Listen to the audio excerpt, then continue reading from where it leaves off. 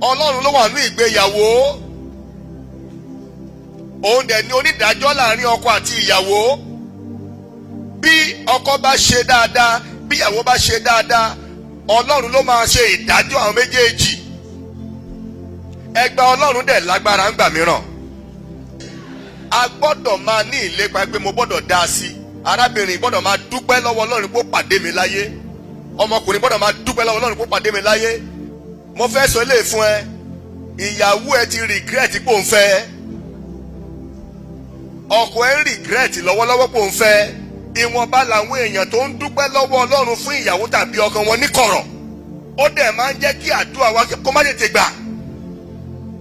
Torí pé the person next to you tó yẹ kó máa mú report tó dáa fún Ọlọ́run, òun gangan lè ṣúyàn láti jẹ́ olùfisùn fún ayé ẹ. Òun gan ló fi ẹjọ́ ẹ̀sùn Ọlọ́run pé ò dáa. And the time has come for us to change. Irú ọkùnrin wo ni obìnrin fẹ́ fẹ́ láyé? Obìnrin tí orí ẹ̀ pé, obìnrin tó jọmọ Ọlọ́run. Àwọn obìnrin ò fẹ́ àròbó.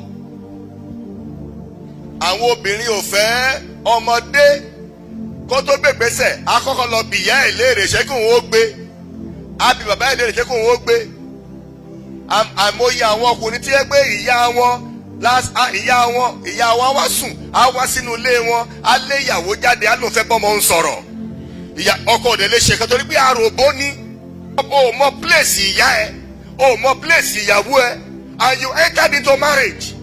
O mọ place àwọn àbúrò ẹ, wàá gbé àbúrò lórí ìyàwó, wàá gbé ìyá lórí ìyàwó, ibi tó yẹ kó ti treat ìyàwó dáadáa, wàá fi ìyá kẹ́ ìyàwó, wàá fi ìyàwó kẹ́ ìyá.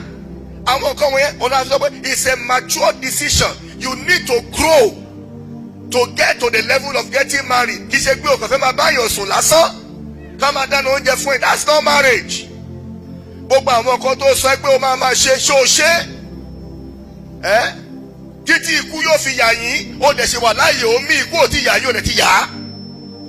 You need to go and lie down and pray seriously for forgiveness of sins.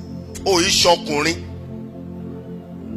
Ìwọ gan ló máa pakuru mọ́ ọkọ ẹ, ó dẹ̀ lẹ́mìí ẹ̀. Wọ́n bá fún ẹ ní blow kan báyìí ilẹ̀ ló máa lọ. Ṣùgbọ́n ìwọ gangan ni wàá máa ṣe bí ẹni pé ìwọ gangan ló lè jà. Ènìyàn fẹ́ kú òun ilé, ìwọ ló ní jẹ́ kó lọ, wàá lọ kí aṣọ ẹ̀ pé wàá pa mí lónìí ni, ó máa pa mí lónìí ni. Ibo ló ti kọ́? Ọkùnrin ò fẹ́ márì ọkùnrin ẹlẹgbẹ́ ẹ̀. Homosexuality nìyẹn. Ọkùnrin fẹ́ márì obìnrin.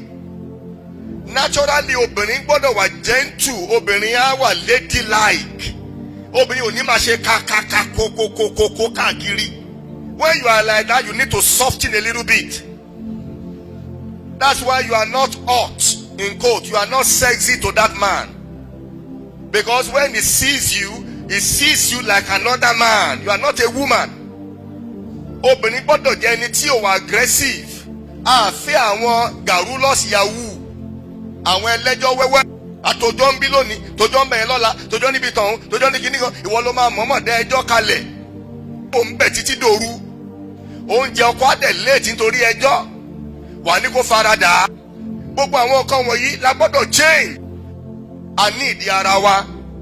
Ọkọ ní ìdí ìyàwó, ìyàwó ní ìdí ọkọ. Gbogbo àwọn méjì dẹ̀ ní ìdí Jésù nínú ayé wa. Ẹ wá bó ti Jésù Olúwa sọ. Ó ní òun ò ní gbé ibi rúdurùdu. A gbọ́dọ̀ mú gbogbo àwọn ìjà asọ̀ tí ò ní túmọ̀ yẹn. A gbọ́dọ̀ lè jáde kó nílò kí Jésù tó máa jẹ́ okun àti agbára wa kó lè ráyè jókòó sínú ilé wa. Kí là ń jàlé lórí? Ṣá fún ẹ ní bẹ́ẹ̀tì ni.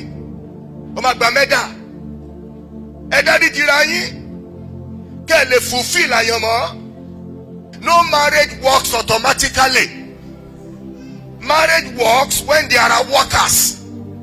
Àwọn tó ń ṣiṣẹ́. Ṣé o máa ṣiṣẹ́ lórí ìgbéyàwó tiẹ̀?